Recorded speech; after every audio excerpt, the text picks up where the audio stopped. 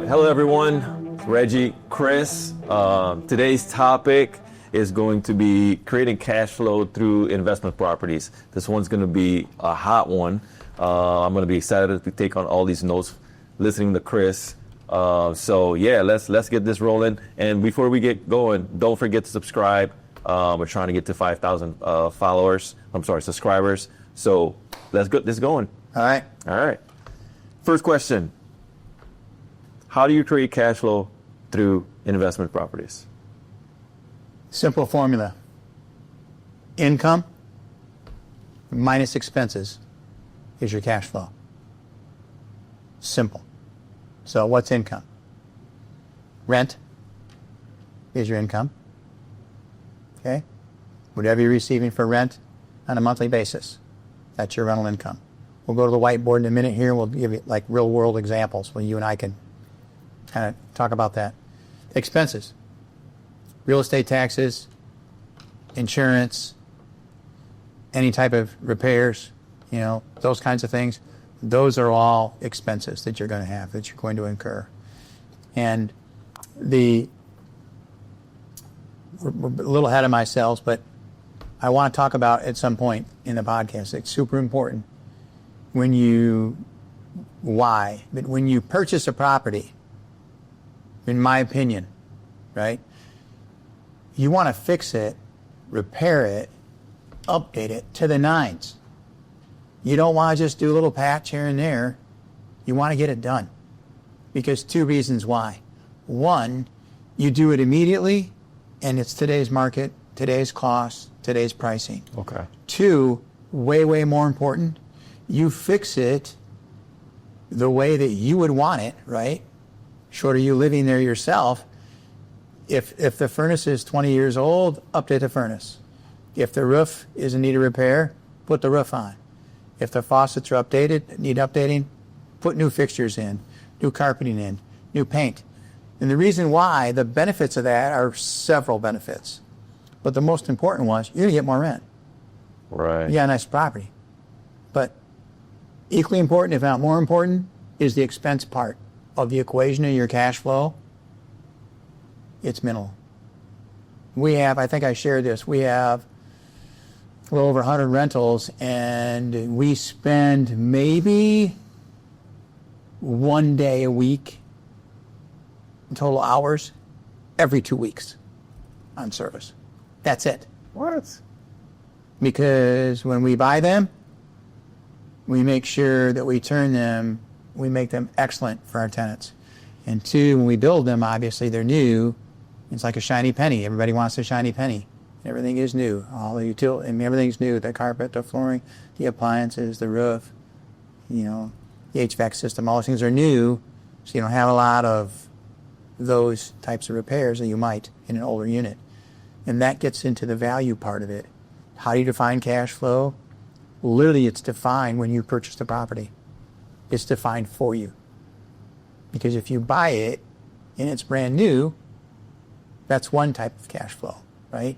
Because you're not going to have a lot of expenses. Mm-hmm. And it's new. You're going to pay maybe a little more, maybe not, depends, right? That's another episode we can talk about as far as buying new versus existing. Right. And the second part of that is, if you buy one that needs some work, that's okay. Because you're going to force equity, which is a great thing, right, into your property. And two, you're going to force more cash value by making some repairs. So, Quick question. Is there a difference when you have a nice property in everything is good inside, interior is good, outside, exterior is good, but the neighborhood isn't that great? Can you still ask the same rent compared to when you're in a nice area and the property is kind of second class? I think the adage of location is critical to anything that we do in real estate. Wow. Right? And here's the other thing. Not only are all markets local, all neighborhoods are local within that marketplace, right? There's the A properties, which is, A-class properties, new buildings, new builds, workout facilities, pool, really, really nice, fireplaces, nice facilities, A properties. There's B properties that are just underneath that, not quite the same. Then there's C properties, which is the vast majority. You're going to find the C properties and some D properties. But the C properties are just your typical average neighborhood where you can make some of those repairs and you're going to be just fine. Okay. The D properties and, those properties are just really neighborhoods that are not as, there's more crime, there's more, the properties aren't kept up as nice and things like that. So it just depends on what market you're going after. So if you're a new investor, or you have no prior experience in rental properties, and I'm listening to you talk, like what are some effective ways to help increase cash flow? I think before we do that, let's go to the whiteboard over here. Perfect. And let's talk about cash flow and use some actual numbers so people can kind of maybe understand. Perfect. Okay, Reggie, so here we are at the whiteboard, and we have all these different categories, right, for income, and these different categories for expenses. Mm-hmm. And what we're going to do is I'm going to literally ask you just give me some numbers, because you own rental properties, obviously. Right. So why don't you share a couple of numbers? So first of all, give me an example of one of your properties. What kind of rent do you get on a monthly basis? I don't care about the address or whatever. Yeah. How much? $12.95. Okay. Do you washer and dryer? Yes. Do you provide, or is that extra? No, that's included. Mistake. What? That's a mistake. Okay. You charge extra for washer and dryer. We charge $40 a month. So you want me to put that on there or not? No, put it on there. Okay. So you should be charging $40 a month. That's $40. Okay. Do you have the extra outlet for the EV? Yes, all of them do. All of them. Yeah. The EVs. So electric vehicle? The extra outlet? EV. Plug? No, I don't have those. No. Okay. If somebody has an EV, you can charge them extra. You can charge extra for that. We're going to leave that one alone. Okay. What about a pet? Do they have a pet? Yes. Do you charge extra for a pet? I do. Yes. So it's $12.95 plus the pet. Correct. How much is that? The pets, that's $25 per pet. $25 per pet? $25 per month. Yeah. These are monthly, yeah. It's important to know here. Put that up here. Okay. So we'll leave the EV alone. So right now your total income is basically Common Core math. Let's see here. What is this? 65 and 95 is 1360. Is that right? Yes. 1360 Yes. per month. Okay? All right. Expenses. Mortgage amount. Assuming you have a mortgage. Okay. For that one, $684. Does that include taxes and insurance? That includes taxes and insurance. All right. What is it now? $684. 684. Okay. So that's all three of these categories here. Okay. You have to subtract that. What about vacancy? What's your average vacancy? What's your average vacancy rate? How many days would you estimate you're missing on an annual basis? I would say 20 days. 20 days. Mm-hmm. So let's take, hang on a second. Let me get a calculator here. So 16, see, so 1360 times 12, you divide it by 365, that's $44.71, okay, per day. And 20 days divided by 12, that's about a day and a half. We're going to round it up to 2. So we're going to say 90, minus 90 on the vacancy. Okay. What about repairs? What would you guess is an average amount that you spend on repairs on an annual basis on that property? Annual basis, okay. Yeah. That's carpeting, that's painting, there might be none. I mean, what do you budget? I didn't have... You have to budget something, right? Usually I budget around $3,000. $3,000 a year. A year. So that's $250. Okay, so that amount total. What do we got here? Let's see. So we got, let's see, 684 plus 90 plus So we're like 9 50 equals 1,024. So that means your positive cash flow. Let's see here. Come on, man. Do it at your brain. Come on. Let's go. Hold on. Don't. Hold It's 300. Hold the phone. 300 and... No, we got to get the right number. It is. It's 336. 336. There you go. So positive cash flow. 3. You can write a little bigger. That's a big number, 36. Reg. That's microscopic. Put the number on there. Come on. Make it math here. Let's go. 336. There you go. 336. Okay. There you go. All right. You got to have the cents in there. That's critical. Right there. Yeah. There you go. I have the sense. Okay. So now what we're going to do is show you some blind spots. Okay. How to increase this. Okay. You ready? This is interesting. I've never looked at it that way before. This is a problem here. What do you mean? I'm confused. This should be like 5 days at the most 5 days? for the whole year at the most. And this is an assumption critical for our viewers, right? And our audience. This is an assumption that they're not going to renew the lease. This is an assumption that they've been there for a year. They're not going to re-up. You have to re-rent it. Okay? Okay. All right? So here, instead of being 20, we just put this in here, 20, it should be 5. Here's why. Okay? In all our leases, I don't know about yours, in all my leases, written in the contract, it states that we have a right to show the property. In fact, it'd be nice if you even showed the property when you're leaving. And so we show them the property. We don't show them the property when it's empty, after it's painted, after it's shampooed, after it's cleaned, after any minor repairs have been made. We start showing it when somebody's living there. 2 reasons. One, it looks better when there's furniture in there, right? Right. Okay? And 2, less vacancy. We can turn any of our units 5 days. I don't care if it needs new carpet. We go in, we do an inspection, we have people that are on the ready, right? You have people that you develop relationships with. Right. It doesn't matter if you have 1 property, if you have 4 properties, if you have 10 properties, whatever. This same concept applies. So, coming up here, let's see. Today is, what is today? 19th.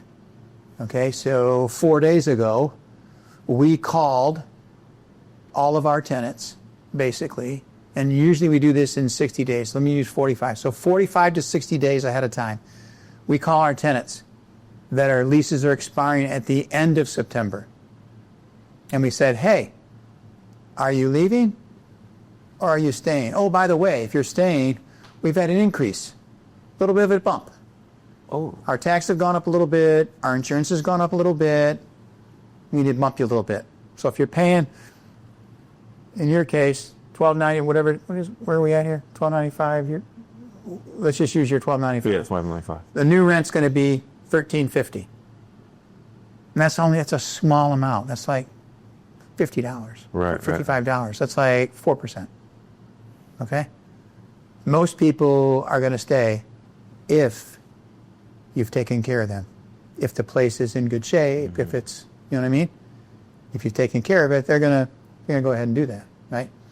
So here's the thing that's super important, right? I want to read you something here that's critical to what we're talking about. So, the book of Proverbs, as you know, I'm a huge proverb guy, right? Mm-hmm. Whatever your religious belief or non-belief is, Proverbs is arguably one of the best books you will ever read. There's 31 chapters in the book of Proverbs. Today, the day before we launched the day before we launched the podcast, Today's the 19th, so we read Proverbs chapter 19. All right? So Proverbs 13:11 says, dishonest money dwindles away, but whoever gathers money little by little makes it grow. Powerful. So that's what we're doing, right? We're taking little chunks and adding it to our cash flow.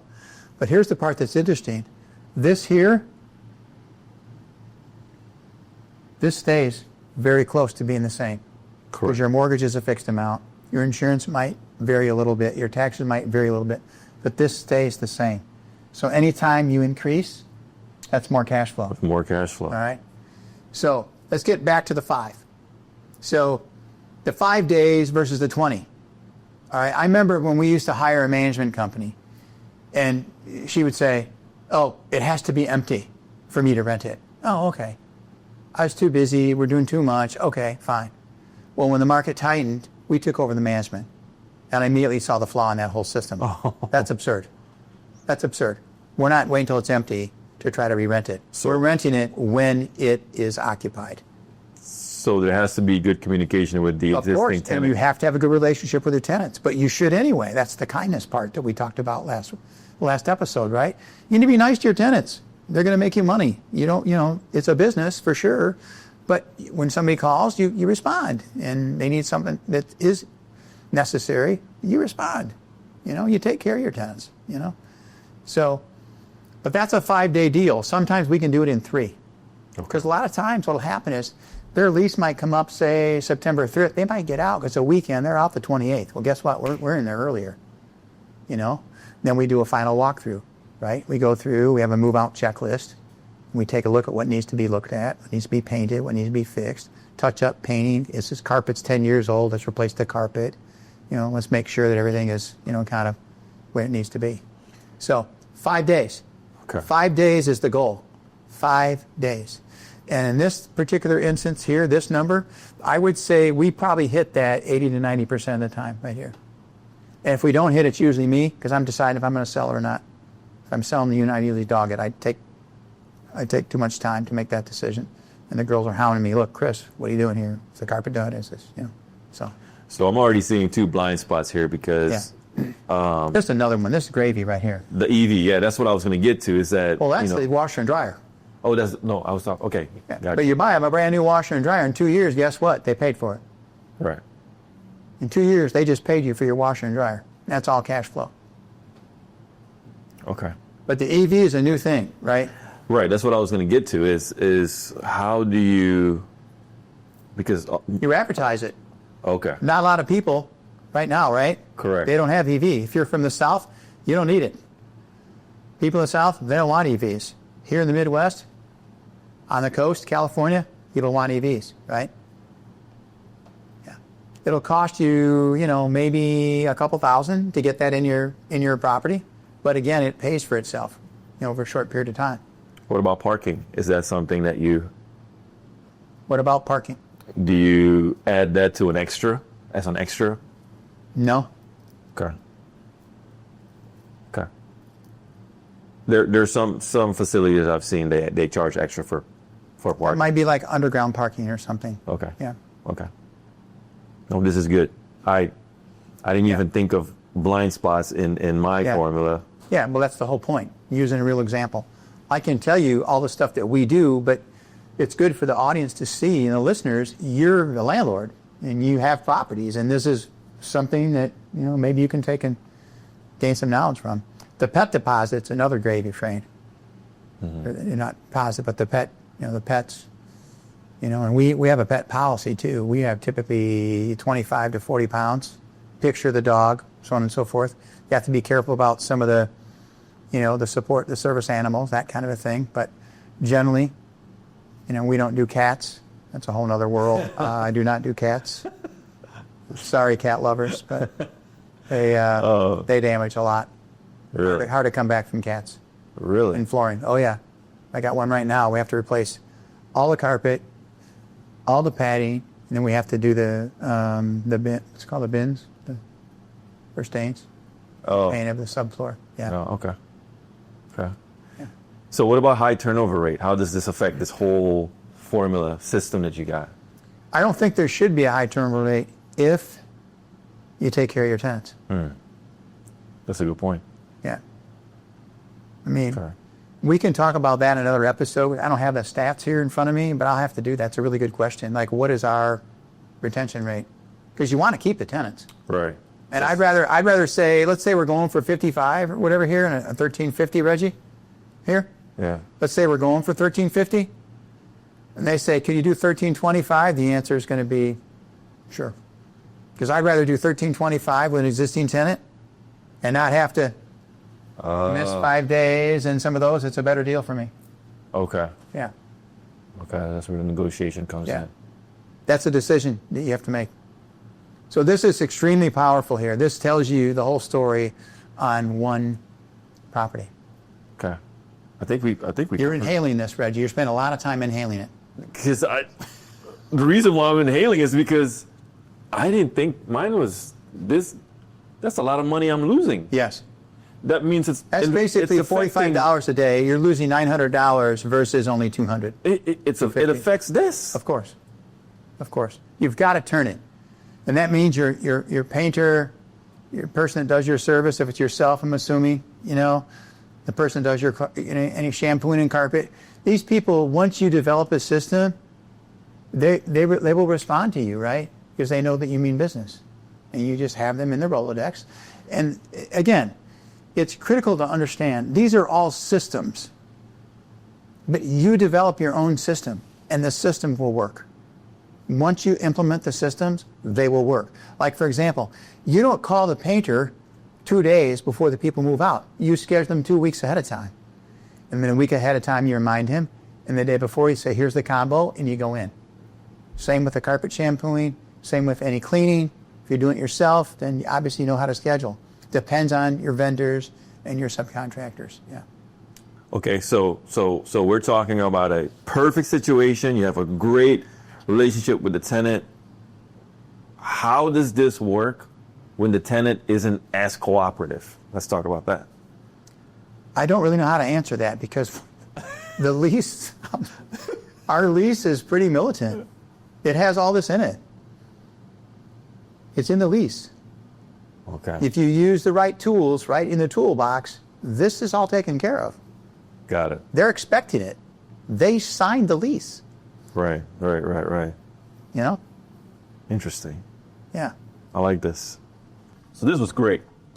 I can definitely incorporate that into my system. So this is awesome. So tell me a little bit about the actual lease-break penalty that you have. Before we get to that, let's What? talk about vacancies, Okay. Well, okay. right?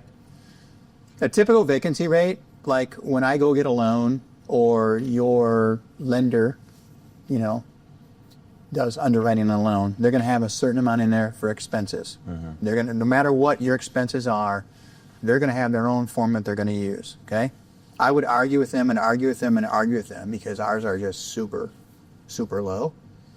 It didn't matter, but that's okay. They have their formula. They have their underwriting. I still made way more money than they would tell me because of our systems, all right?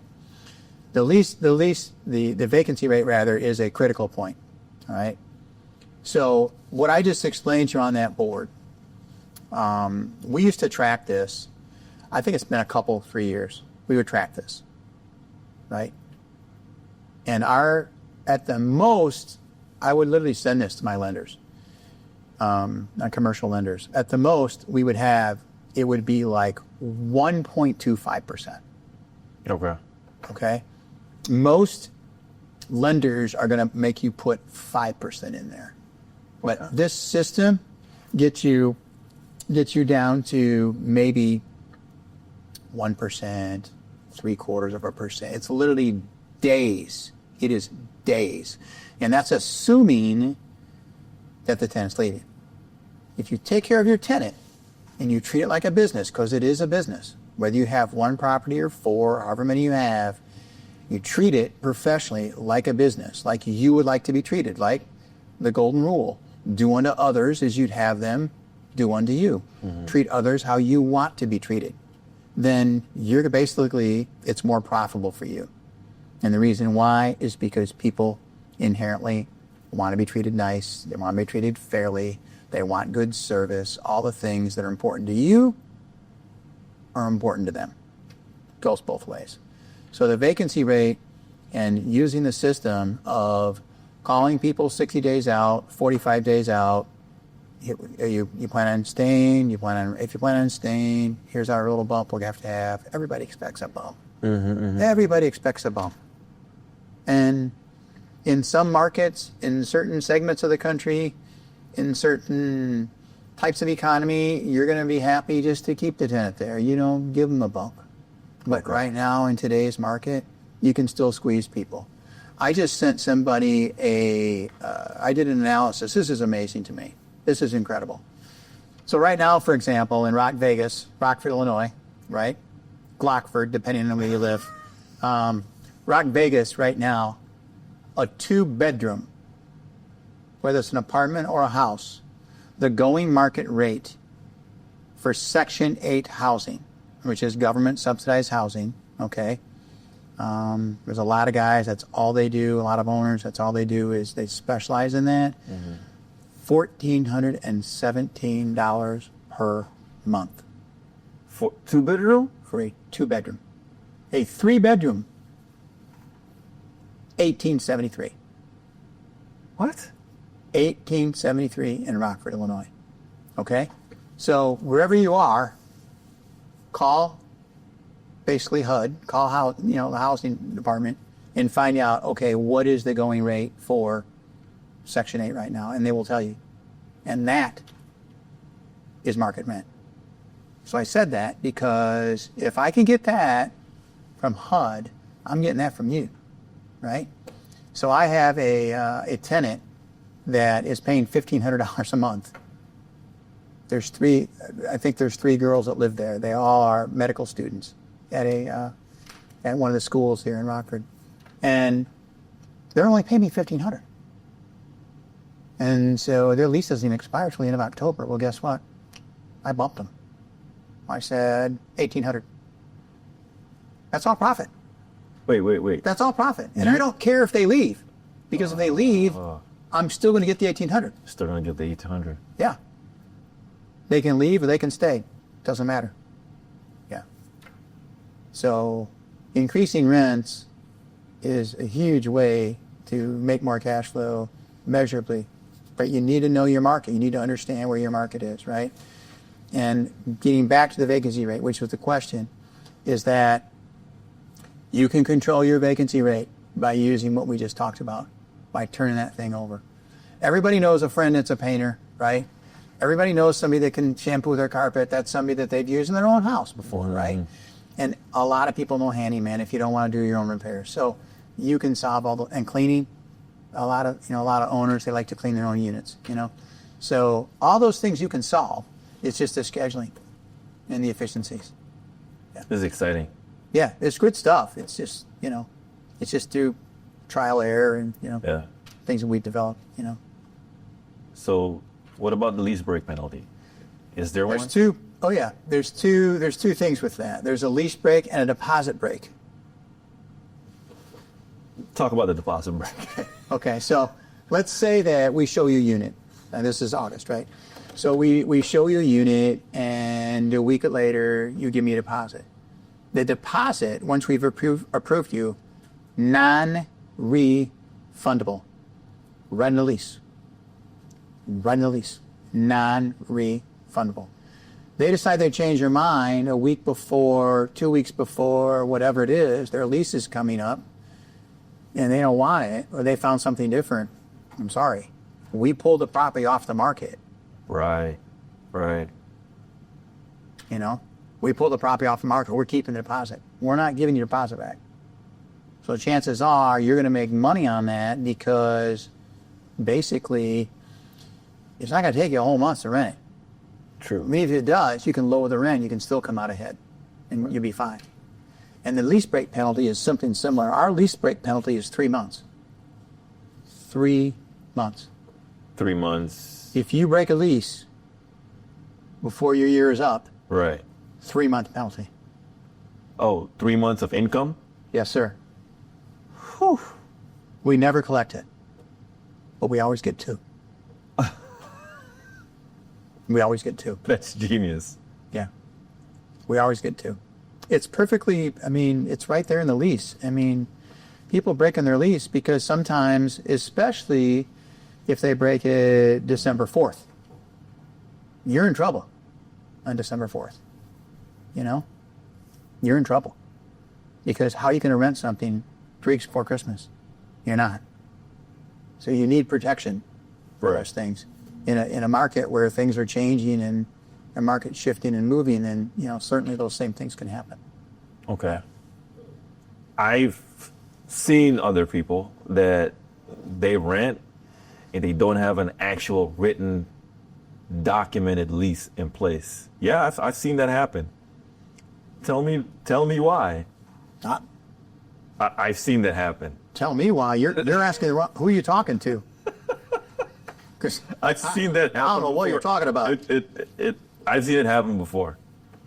That's absurd. Maybe it's like a family member or... It doesn't matter. That's even worse. That's even the more reason to have one. Sorry, that's the truth. If you do not have a lease, a written lease in place, then guess who's making those decisions for you? The tenant. Oh, no. Worse. A court of law. Oh. A court of law will dictate what happens, not a tenant. And they will favor the tenant. Oh, yeah. A court of law. I did not know that. Yeah. A court of law will dictate. It's like if you don't have a will, you go intestate without a will, right? Who dictates that? The courts do. Not who inherits the money. Yeah. Okay. Yeah. Tell me about the clauses. Tell me about the clauses that an investor should have to protect their cash.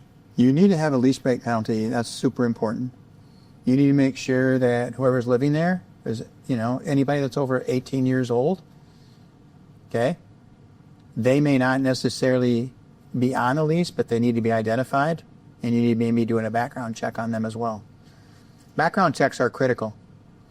Background, criminal, civil, sexual predator, all of them. They need to be done every single time. You can try to do it yourself, but you're a little silly for doing that because you're going to miss something. You can pay somebody to do that for you. It's very minimal. When you give somebody when somebody asks for an application, you run their credit, you do all those things, you charge them $50, $60. Every state's a little bit different. There might not be a 3-month allowed lease break penalty in different states, whatever. You know, I don't know what those laws are. There may be different laws. Maybe that's not even, you know. So I'm just saying that each state has different, you know, kind of different laws that you have to abide by. Laws you have to abide by. Yeah. Yeah. Just understand that where your market is. Like some markets, for example, they require an inspection.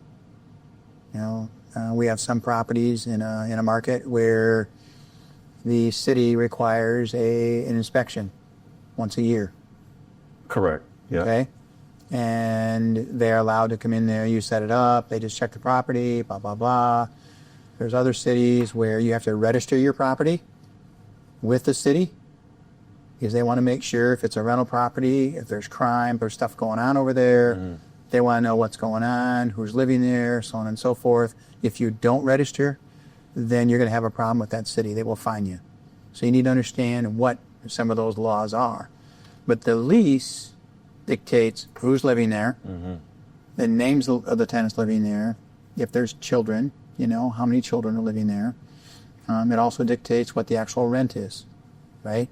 I think we talked about this before. I can't remember. Let's just say your rent is the $12.95 that we use on the board over there. Your lease should say the rent is $14.50. That's what your lease should say. And then the tenant's like, wait a minute. I'm not signing this. I thought you told me it's $12.95. You say, read the next sentence. The lease is $14.50 per month.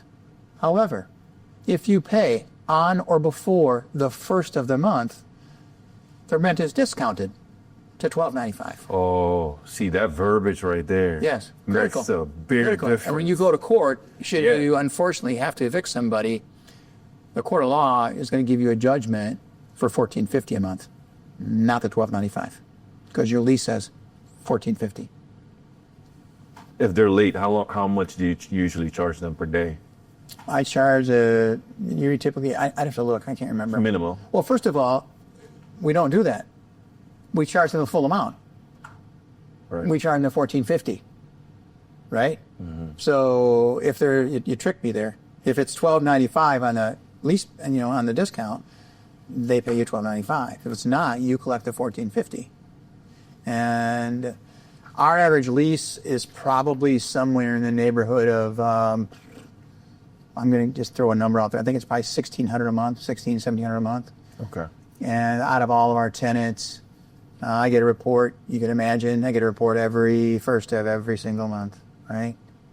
And on the first of the month, at the end of the day, Sarah gives me a report. It'll tell me we have 3 people that haven't paid, and 2 of them are dropping it off tonight. One's dropping it off tomorrow. Done. We very, very, very, very rarely have tenants that are late. Very rarely. When C-19 happened, Right. okay, banks were freaking out Right. about tenants and not being able to pay. Yeah. My bank was calling me weekly. Chris, what's going on with your vacancies? I'd say, Tom, what do you mean? Well, are people not paying this and that? I'm like, no. I think we had one person we had to take to court. And we won. The judge had it. In fact, that's a crazy story. That's the closest I've ever been thrown in jail. That's a crazy story. It's a great story. So, I got this new employee, and she's in there. I have to go there. I have the attorney, because when you're a corporation in Illinois, you have to have an attorney represent you, which is crazy. Anyway, so we're in there, and Amber, what's her name? So Amber, she's there, and she was dealing with the tenant. I wasn't. And she had all the paperwork and this and that, so she's there. The attorney was, the whole Zoom thing, because they don't appear because of the C-19, all that. I'm there. And the lady says, oh, blah, blah, blah, blah, blah, blah. Okay, boom. Automatic extension, 30 days. Whoa, what? And he says, yeah, we're giving, I said, you didn't even let me speak. What? You wouldn't even let me talk. Well, blah, blah, blah, blah, blah, blah. I said, hey, hang on a minute. That's not fair. You have to at least let me talk. And I start going at him, the judge, And he's like, look, you need to calm down. I said, calm down. I said, you wouldn't even let me talk. You just automatically gave somebody extension. You didn't even hear what we had to say. He says, this is one more warning. You have one more warning. I'm giving you the kind of the small version of how I was responding. And he was like, you have one more. That's it. This is your last warning. You need. And he's telling the attorney, you need to get control your client. I'm throwing in jail for contempt. And I'm like, you got to be kidding me. I didn't say that because I was thinking thrown in jail. Right. And so we're going through, and he asked me a question. I said, am I allowed to speak? And he said, yes, you're allowed to speak. Yeah, okay, And I apologized to him. I said, Judge, I'm sorry. I said, I was out of line. I wasn't expecting that. I apologize. And he was cool. I just was like, And afterwards, the court reporter, she actually called us because she had a friend that was looking for a unit. And, and she said, and I think I talked to her, and I just felt so bad. I shouldn't have done that. It's not, kind of threw me off guard. I said, the judge hates this. He hates what's happening right now because it's a losing deal for him. For you, it's a losing deal. For the tenant, this whole thing, it's a mess, But so you have to have things, kind of in place. And if you don't have things written in place where you're protected, guess what? They're going to side with that tenant every single time. Every time. So you have to protect yourself. Wow. Okay. So we've talked about a lot of things, Chris, and this was by far one of my favorite episodes because when you're living it, Right. and then hearing a different perspective, Right. It really puts things in front of you of some things that you're missing. The whole thing that's critical to all of it, though, Reggie, is every state, city, they're going to be different. I'm just telling you how it is in our market. I'm a great plagiarizer, right? I steal and I take all these ideas and I just combine them into our system. And I would encourage other people to ask other landlords or other people in their community where they're residing, where they're going to buy investment property. Learn what the rules are and what you should be doing and treat the tenant good, because the tenants are they're your income. They're the ones that are going to give you the cash flow, and they're the ones that are going to give you basically security every month. You're going to get a check from them every month. Yeah. I mean, really, you get 4 checks, but that's another episode we're going to have to talk about. Yeah, we're going to have to. Yeah. So, Checks. I recently heard some guy came on some kind of talk show, and he was saying, "Man, I wish somebody when I was in high school, when I was, when I got my first job, I wish somebody would have came to me and told me a little bit about saving my money." Where here we're talking about making money. So my question to you is, I know there's a lot of people that are watching our podcast.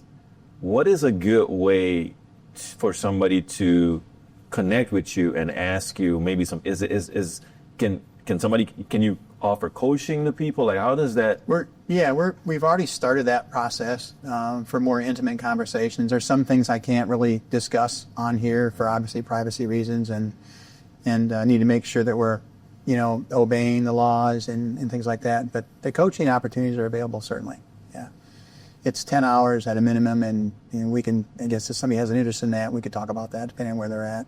Yeah, that's awesome. Book through my agent, Reggie. So. No, that's awesome, man. Guys, this was a great episode. Hope you got a lot out of it. And thanks, Chris. These nuggets were awesome. Good stuff. I love it. Yeah. And see you guys next week. Thanks for listening. Thanks.